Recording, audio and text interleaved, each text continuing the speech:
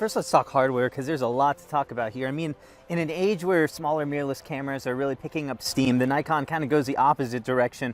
It gains weight. We're talking about 2 pounds right here, just over, which makes it a quarter pound heavier than the Canon 5D Mark IV and a half a pound heavier than the A7R III. So this is really a tank. The good news for that is it feels like it. I mean, if I were to pick one of those cameras to throw off a bridge and expect it to survive, this would be the one that I would try first. It feels heavy duty. Everything is really in its place. The ergonomics of this camera are amazing, with one exception, I would say. And overall, it's just an unbelievable heavy build camera to use if you were to take a camera and need it for a wildlife wilderness shoot, or really to endure just about anything you might expect. This is going to be the camera to get. Now, now we have a flip out touchscreen, which is really cool, and it should be a way more useful than it really was. And we'll talk about a little bit more about the live view operation of this.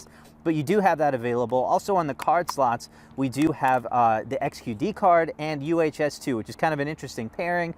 I don't know why they didn't just go with dual UHS-2 for this one. The downside is that only Sony is really making XQD cards right now, and the good news is that it's actually cheaper now than a UHS-2 card. Walking around the body, I will say that the only thing that kind of annoys me about this camera is the location of its AF module. I mean, with smaller lenses like this, it's not too bad. My hand is pretty close to the body, but with the battery grip and large lenses, it's really difficult to get to this. It's just not in a good place. I can't see a reason why I would want it here. It's been there for a while, so if you're a Nikon shooter, you kind of got used to it, but it's the only thing about this camera that I would really like to see changed. It wasn't that long ago either that the Nikon D800 really set the standard for quality with a 36 megapixel sensor, and now the D850 one-ups that with a 45 megapixel backside illuminated sensor. And when I say the quality is amazing, we're talking about competing with medium format cameras amazing. I mean, it easily puts to shame just about every other camera on the market, and it is really the pinnacle right now for full frame DSLR quality.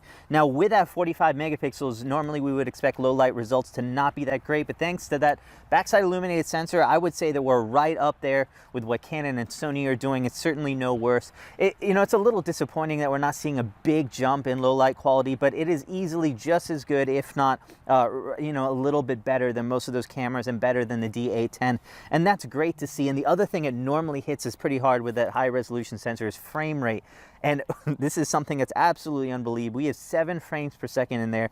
This is matching Canon's 5D Mark IV, and then with this battery grip, we can now up it to 9 frames per second, which even beats the new A7R III I'm using this with, and that only gets 8 frames per second. So being able to shoot, I mean, if you're a sports and wildlife photographer on this, you'd be stupid not to consider this camera. 45 megapixels, high resolution, being able to shoot at 9 frames per second with Nikon's excellent lens lineup is absolutely stunning. I think this is a game changer for so many industries right here.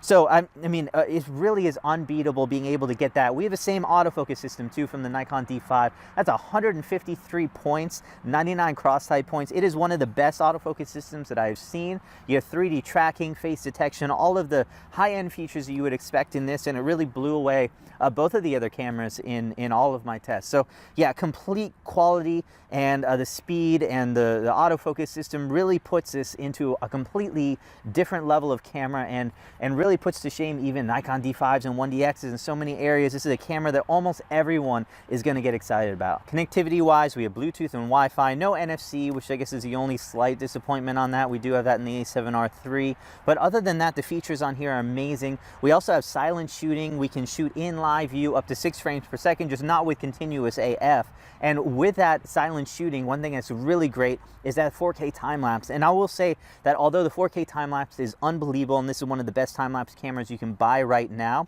it was the only area I was a little disappointed at, and it really is Nikon's fault, because they introduced a press release with 8K time-lapse camera, and all that meant is that we have, I believe, like 33 megapixels and more, which is all you need for an 8K time-lapse. And there's so many cameras on the market that can deliver this 8K time-lapse. You can't formulate 8K time-lapses in camera. You have to take that into software and do it. On the video side, it's great to see Nikon pushing so much on this, because, you know, they don't have a series of video cameras like Sony and Canon to grab, and still we're seeing them push technology to to a different level on this one. We have a full frame sensor capable of doing 4K at 30 frames per second, 1080p at 120 frames per second, using the entire sensor, which is good. You're not using oversampling or anything, so the detail isn't quite there compared to some other options, but it's still amazing to see.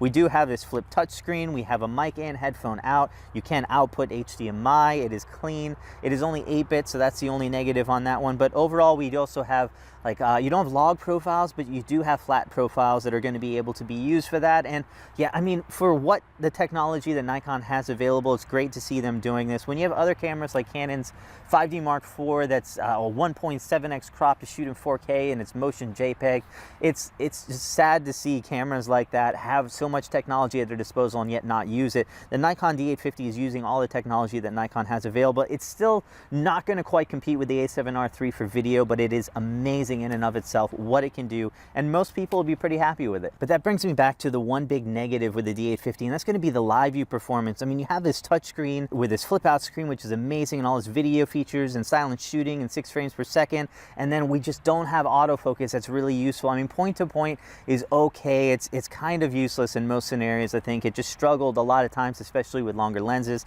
and then continuous autofocus is basically unusable on that one. And in an age where we have the Sony A7R III that has live view and also the EVF, which is contributing to getting some of those cool features, and it has amazing autofocus. It's basically the same autofocus system that you're getting when looking through the viewfinder is now in live view as well. And the Canon 5D Mark IV, which has a dual pixel live view as well. And compare that to this, I kept coming back to it. There are situations that I like to shoot kind of higher up and low to the ground, and live view is great for that. Movie shooting, it's great to be able to self-shoot like this using the autofocus system, and I feel like I can count on that for most other cameras, but this one you just can't. And so for me, I just kept on coming back to it because it's something that I use all the time. It's something that I appreciate, and it was a shame not to have a good live view system, and I think that's the one thing that Nikon really needs to work on, and I would love to see this fixed sooner than later. Overall, the Nikon D850 is just such an unbelievable camera. It really is the best DSLR on the market right now, with that image quality, with the speed, the autofocus system, so much features, and the build quality is amazing. There's just so much packed into this camera. It's hard to go wrong.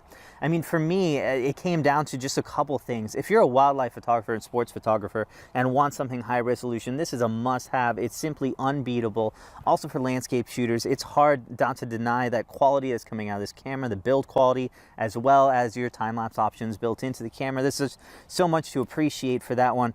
For me, it came down to live view, video, and also the size of the camera. So if you're looking for something that's, you don't mind that larger size, something that's a little weightier but built like a tank, this is going to be it. And then the other thing for me is live view. If you love live view, you need to look at some other cameras like the A7R III and maybe even the 5D IV.